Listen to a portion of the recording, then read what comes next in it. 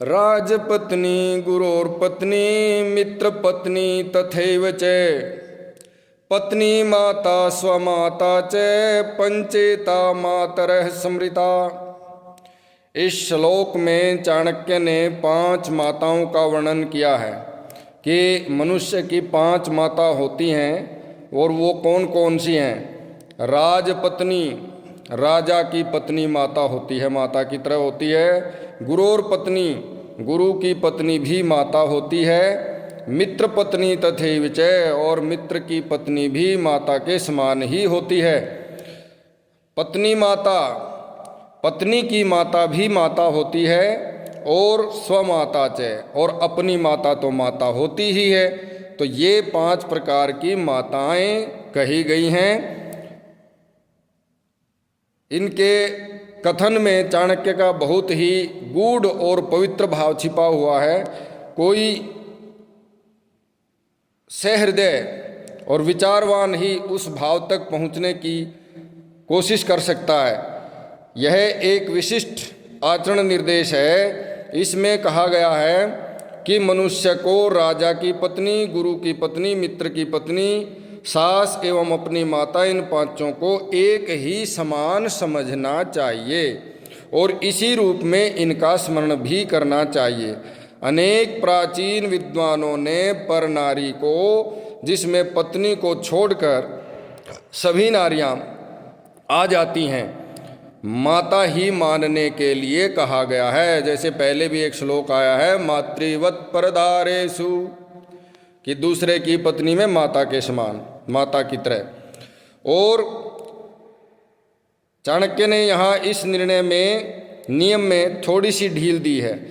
इनका कथन है कि राजा की पत्नी, गुरु की पत्नी और मित्र की पत्नी, ये मित्र की पत्नी जो को माता के समान न समझकर जो व्यक्ति मन में कलुषित विचार लाता है वह नष्ट हो जाता है। अर्थात इनके प्रति यदि किसी के मन में दुर्विचार उत्पन्न होता है, इनको कुदृष्टि से देखता है। रामचरितमानस में गोस्वामी तुलसीदास ने भी कहा है कि इन्हीं कुदृष्टि विलोक ही जो जई, तो जो इनको कुदृष्टि से देखता है वो विनाश को प्राप्त होता है और उनके मारने में, उनकी हत्या करने में किसी प्रकार का कोई दोष नहीं होता है। जब ये प्रसंग उस समय का है जब बाली का वध करते हैं श्री राम वृक्ष की आड़ में होकर, और फिर बाली को उपदेश देते हैं, मरणासन होते हैं, उसके नज़दीक जाते हैं। तो बाली ने कहा कि मैंने तो आपका कोई अपराध भी नहीं किया था और फिर आपने मुझे क्यों मारा। तो उसको समझाते हुए भगवान राम ने उपदेश दिया है कि इनको मारने में दोष नहीं है।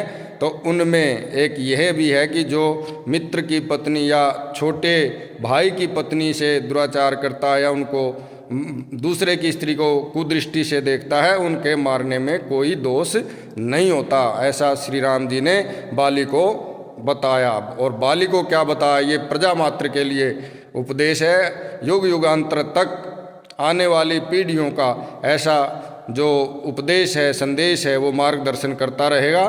तो आज की चाणक्य नीति से इस श्लोक का हमने पाठ किया और इसके भाव को समझा।